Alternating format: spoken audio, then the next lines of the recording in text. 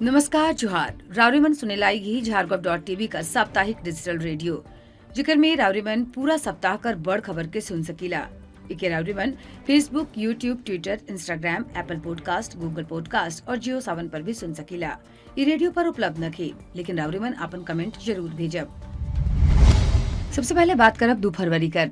वर्तमान में ग्रामीण एवं शहरी क्षेत्र में स्वरोजगार उद्यमिता विकास कर ओर ज्यादा बल देवे हेतु व्यापक कार्य कर योजना पर सरकार कर विशेष ध्यान है।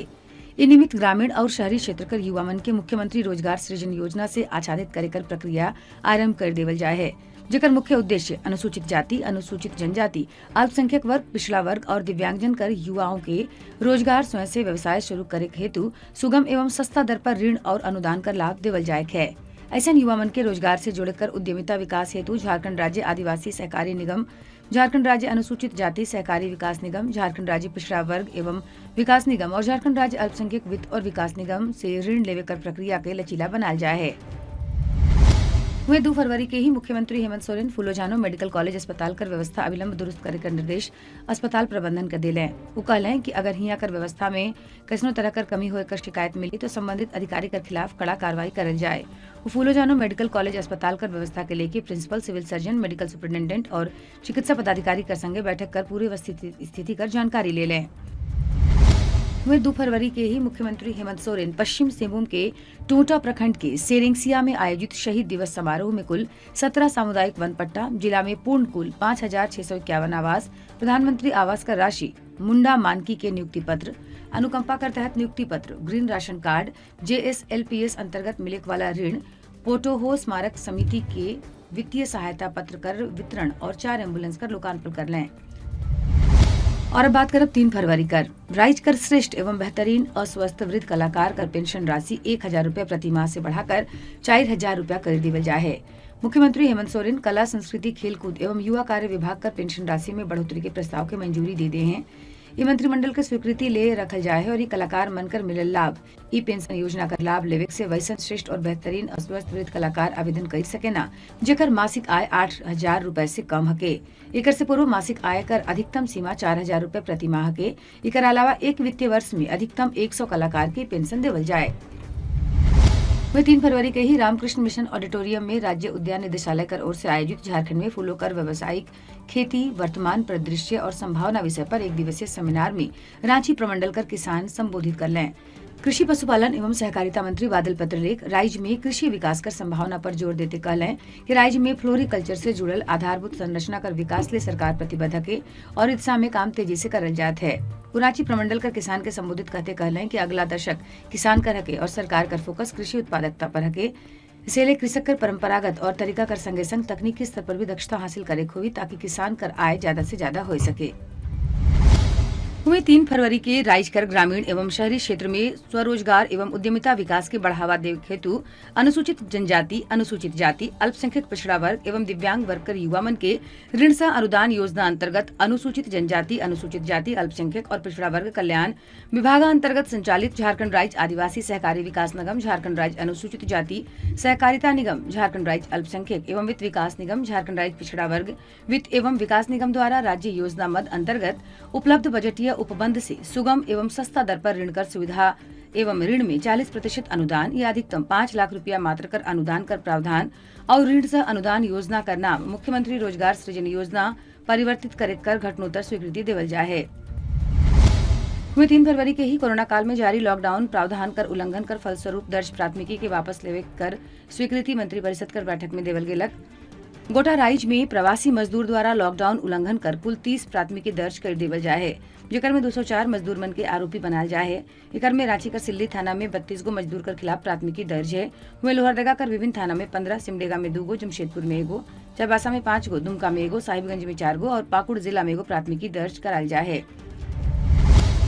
वही 3 फरवरी के झारखंड में करीब 3,65,000 अतिरिक्त वृद्ध मन के पेंशन देवे कर कार्य योजना पर सरकार कार्य आरंभ कर दे है।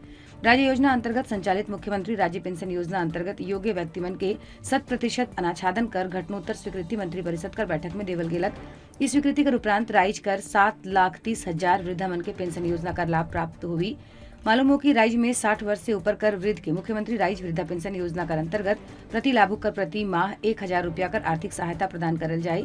ये योजना के अंतर्गत वर्तमान में 3,65,000 लाभुक लाभान्वित हुए लाई हैं। प्रस्तावित स्वरूप कर संगे मुख्यमंत्री राज्य वृद्धा पेंशन योजना अंतर्गत लाभान्वित होकर कुल 3,65,000 लाभुक के संख्या के दोगुना कर कुल 7,30,000 लाभुक के आच्छादन कर प्रस्ताव के स्वीकृति देवल जाए है। वे 3 तारीख के ही कोरोना टीकाकरण से मेदांता स्वास्थ्य कर्मी कर मृत्यु कर संभावना नहीं दिखलाई है। स्वास्थ्य कर्मी मनु पाहन कर पोस्टमार्टम रिपोर्ट कर प्रारंभिक रिपोर्ट में ऐसे प्रतीत हुआ थे। पोस्टमार्टम कर प्रारंभिक रिपोर्ट आए कर बाद सिविल सर्जन बता लें कि मनु पाहन कर मृत्यु सबसे अधिक संभावना हृदय से संबंधित समस्या है, न कि कोरोना टीकाकरण से उत्पन्न कोई प्रत्यक्ष जटिलता। दौड़ के बताते चलक की मेदांता में कार्यरत स्वास्थ्य कर्मी 1 फरवरी के कोरोना का टीका ले रहे हैं, जेकर बाद संदेहास्पद स्थिति में उनकर मौत हो जाए है। और अब बात 4 फरवरी कर राज्यवासी मनकर समग्र विकास कर प्रति सरकार संवेदनशील है कि पोषण, स्वास्थ्य, शिक्षा, खेल और आजीविका कर क्षेत्र में बेहतर कार्य करे और आदमी मनकर मूलभूत सुविधा उपलब्ध कराए कर चुनौती से निपटे एवं अनुकूल वातावरण बनाए कर पहल शुरू कर देवल जाए है। इकरले राज्य सरकार मंत्रिपरिषद कर बैठक में अपन पहला CSR नीति की मंजूरी दिले, ताकि केंद्र और राज्य सरकार कर CSR कर तहत होने वाला समान विकास कार्य कर दोहराव से बचल जा सके। वर्तमान सरकार कर मानक है कि नवा CSR नीति कर मदद से राज्य सरकार, कॉर्पोरेट्स, सिविल सोसाइटी व अन्य संगठन कर बीच साझेदारी बनी और उनकर प्राथमिकता मन और गतिविधि बनकर सुव्यवस्थित करे आसान हुई। प्राथमिकता वाला क्षेत्र में योजना मन के लागू करे में सहूलियत हुई और योजना मन से जरूरतमंद लोग लाभान्वित हो गए। वैसे भी विभिन्न कंपनी CSR कर तहत समाज कर प्रति अपन जिम्मेदारी निभाए कर संगे संग वंचित समुदाय कर सामाजिक आर्थिक विकास में एगो जिम्मेदार शुभचिंतक कर रूप में काम कर हुई। 4 फरवरी कर बात करब तो दुमका का रूबी कुमारी रेशम का धागा के आकार देवे में माहिर हैं और 100 महिला मन कर लिए प्रेरणा स्रोत हैं। रूबी दिव्यांग होवे कर बावजूद कभी निराश नहीं होले, बल्कि अपन आत्मबल के और सशक्त बना लें। हर दिन जीवन कर जद्दोजहद से पंजा लड़े कर खुद की अलग पहचान दिला लें। राज्य सरकार 27 वर्षीय रूबी के हौसला के सराहते उनका चयन मयूराक्षी शिल्प उत्पादन सह प्रशिक्षण केंद्र दुमका में धागाकरण और बुनाई ले करत है। देखते देखते रूबी सोहराय, कोहबर, जादूपटिया और हस्तकला के रेशम कर वस्त्र से सदल हाथ से उकरे शुरू कर दिए हैं। ठीक ऐसे ही दुमका कर अनुसूचित जनजाति कर अधिकतर महिलावन ई कला के अब रेशम कर धागा में उकेर कर अपन हुरन के पहचान दिले लाई हैं। देश भर कर 80% रेशम उत्पादक झारखंड और 50% रेशम उत्पादक करे वाला संथाल परगना कर महिला मन कर दिन अब बहुरे लाई है। उनकर आत्मनिर्भरता परिलक्षित हुए लाई है। संथाल परगना कर दुमका सिल्क सिटी के रूप में अपन अलग पहचान स्थापित करे कर दिशा में कदम बढ़ाए लाई है। ऐसा हुए लाई है मयूराक्षी सिल्क कर जरिए। अब वो दिन दूर न थे जब दुमका के सिल्क सिटी के रूप में पहचान दिलायक में यहाँ कर बुनकर महिलाएं सिरमौर वाहक बनवाएं। और अब बात करें 5 फरवरी कर झारखंड कर हेमंत सरकार अपन मंत्रिमंडल के आकार बढ़ाए और दिवंगत पूर्व मंत्री हाजी हुसैन अंसारी कर पुत्र हफीजुल हसन के मंत्रिमंडल में शामिल कर लें। राजभवन कर बिरसा मंडप में सूबे का राज्यपाल द्रौपदी मुर्मू हफीजुल हसन के झारखंड कर मंत्री के रूप में पद और गोपनीयता का शपथ दिला लें। इस मौका पर मुख्यमंत्री हेमंत सोरेन कहलें कि सरकार ये निर्णय जन भावना कर संगे आगे बढ़ते राज्य हित में ले है। वे 5 फरवरी के ही बुल्हान प्रमंडल में इलेक्ट्रॉनिक मैन्युफैक्चरिंग क्लस्टर निर्माण कर परिकल्पना अब यथार्थ में बदली लाई है। इलेक्ट्रॉनिक मैन्युफैक्चरिंग के क्षेत्र में क्लस्टर पूर्वी भारत में निवेश कर सबसे बड़ गेटवे साबित हुई। राज्य सरकार जो उद्देश्य से सरायकेला, खरसावा, आदित्यपुर औद्योगिक क्षेत्र में काम शुरू की है, वो उद्देश्य साकार भी हुए लाई है। 29 दिसंबर 2020 के मुख्यमंत्री हेमंत सोरेन क्लस्टर पर निर्मित आधारभूत संरचना कर उद्घाटन कर झारखंड के इलेक्ट्रॉनिक मैन्युफैक्चरिंग कर हब बनाए कर दिशा में पहला कदम बढ़ाए लाई है।